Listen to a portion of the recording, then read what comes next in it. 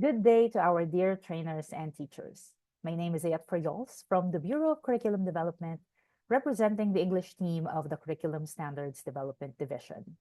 It is an honor to speak to you about this historical piece of document that took hundreds of stakeholders in a span of several years to complete. We have a lot to tackle, so let's begin.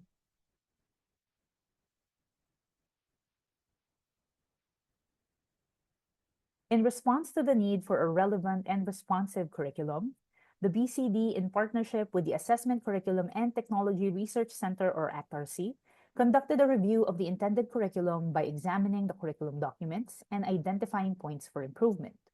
Addressing the findings of the curriculum review has led to the development of what we now know as the Matatag curriculum. In this discussion, we shall focus solely on the languages curricula, which was developed based on the curriculum review of its predecessors, the 2016 Curriculum Guides for English, Filipino, and Mother Tongue. In sum, 3 findings were put forth based on the review of the curriculum, and these are all very significant findings. First, the curriculum was congested. Next, learning competencies were classified through overlapping curriculum domains. And finally, knowledge of language structure was emphasized instead of literacy formation and development. Now, how are all these addressed in the revised curriculum? Let's take a look. Taking into consideration both literature and, of course, the directives that we have in the Department of Education, this has led to the development of a language framework for the K-12 program. This language framework reflects the changes to the language policy and will serve as basis for the revision of the language curricula. We wish to reiterate that the first language serves as the language and literacy resource prior to the introduction and learning of other languages. Language and literacy resource refers to the collective schema or background knowledge of young learners, such as language and experiences, society and culture, prior education and learning, both informal and formal, media, and conditioning at home. Now, we understand that the process of learning multiple languages, or the multilingual nature of learning, is both simple and complex. It is simple in the sense that to support literacy and language development in an additional language, if there is an understanding of comparable skills across these languages, then teachers and students can make connections between the respective languages and in the ways in which language is used to make meaning in different contexts, in different forms, and for different audiences. However, and at the same time, it is important to note that learning an additional language is not a matter of straightforward transfer. There is no straightforward transfer of cognitive or academic or literacy-related proficiency and linguistic and cultural understandings. Learning an additional language to manage academic learning is complicated, and it takes considerable time. An awareness and understanding of similarities and differences in underlying attributes, however, enables students to use and expand their funds of knowledge as they learn to read, write, speak, and listen in one or more languages. Multilingual learning involves both building on what has previously been learned in one language as a foundation for learning in another language, and then using that learning to further extend learning in the original language. This complex process is encapsulated by the cotangential circles in the framework, as they show that one language, usually in the smaller circle, or the combination of both, usually involving the mother tongue as a language and literacy resource, may serve as the foundation of learning another language. That's usually in a bigger circle.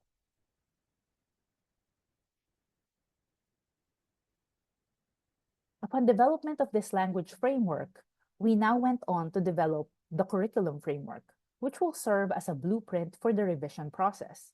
The aim of the language curriculum is to produce young Filipino learners who are literate and communicatively competent in their first language and in the English language.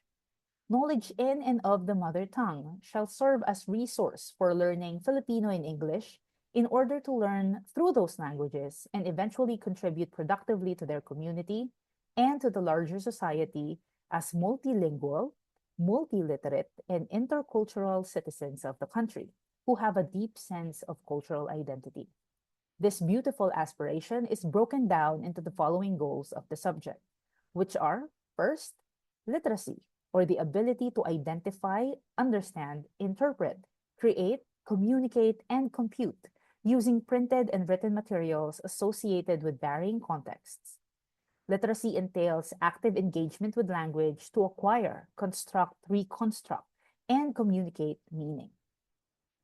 Communicative competence, or the synthesis of knowledge of grammatical, sociolinguistic, discourse, and strategic competencies in the language. Cultural identity, or the feeling of pride in belonging to a cultural group that is fully accepted and appreciated by all other cultural groups of the nation.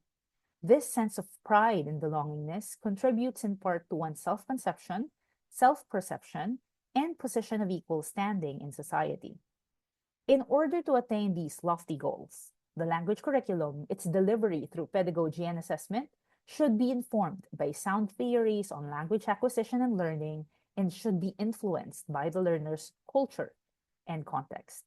Therefore, contextualization through the meaningful inclusion of local culture, which includes knowledge systems, belief systems, literature, mores, and norms, play a key role in the successful implementation and assessment of our new language curriculum.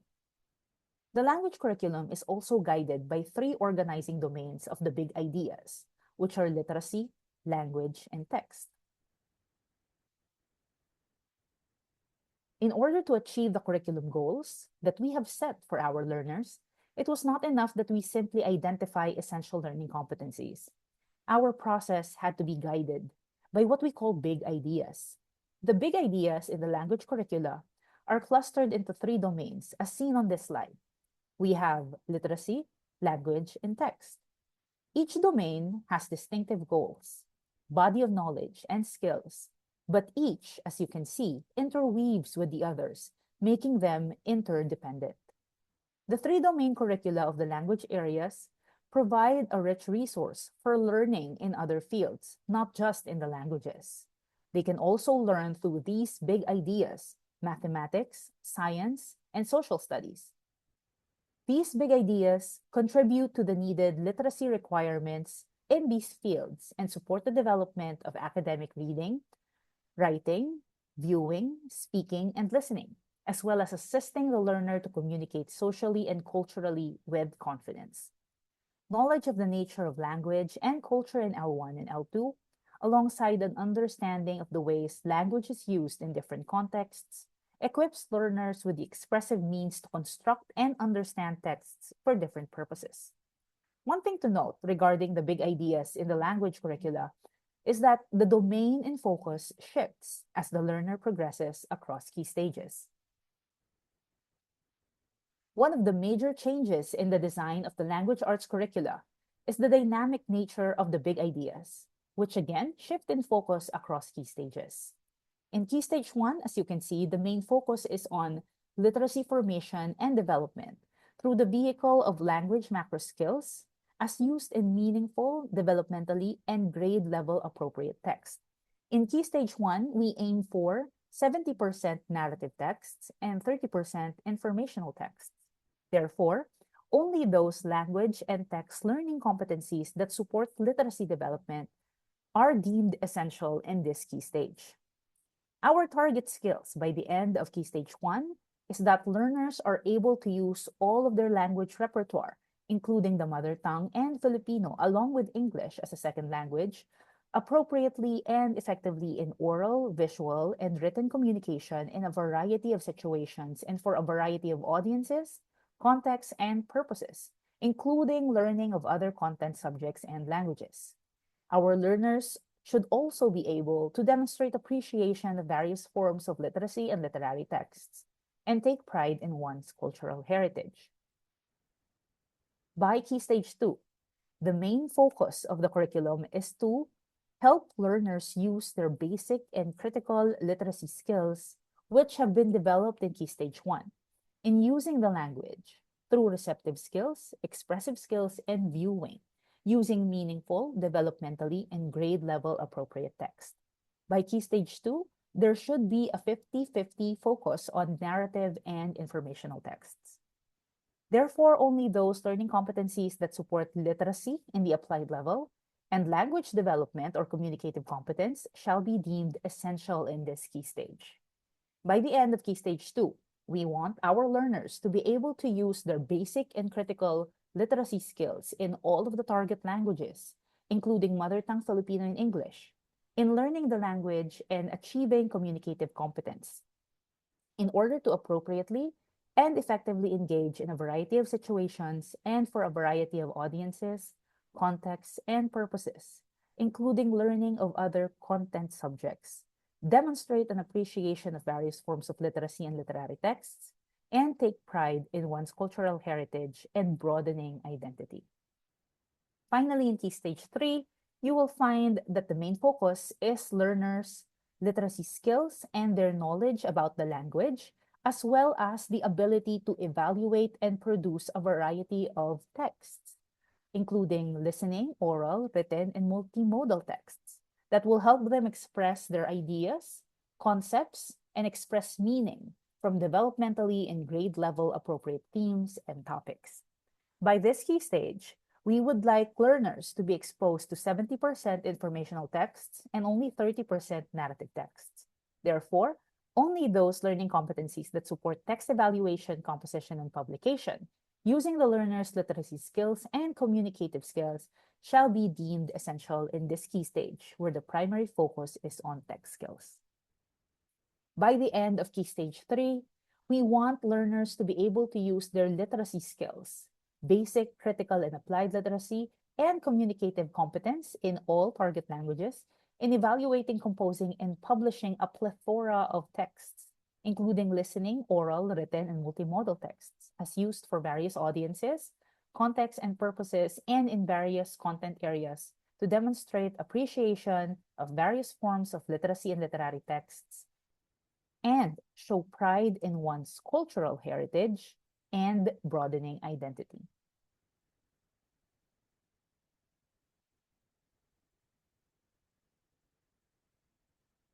The Languages Curriculum Guide has also made explicit the literacy focus across all key stages.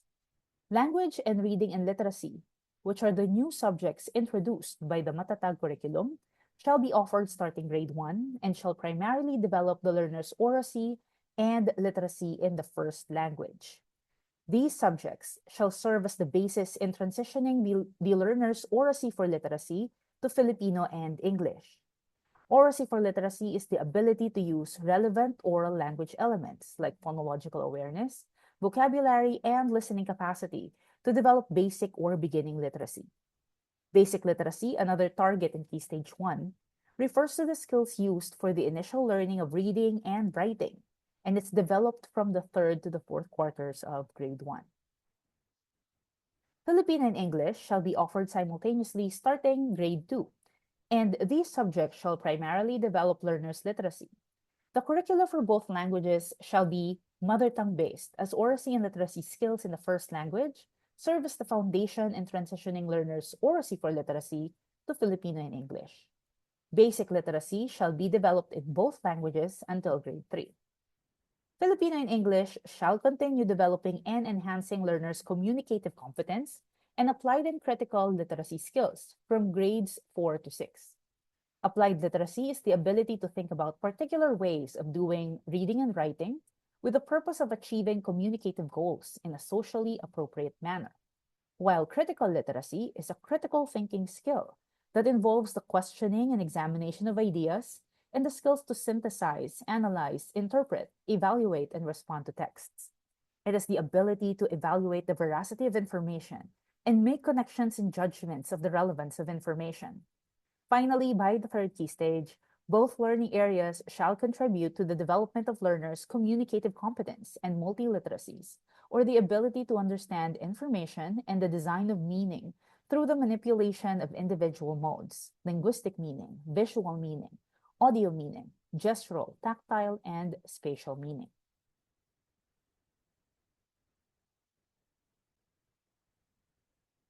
In this slide, you will find the different learning subdomains for each key stage. The shifting big ideas and the literacy targets are reflected in the key stage standards and the learning subdomains for each key stage, as you can see in both this slide and the previous slide. You may pause this video so you can better examine how these curriculum standards, along with their learning subdomains, align with the learning area standard and the curriculum goals of the subject, with the help of your facilitator. Then, further relate these standards with the grade level standards targeted in your respective sessions.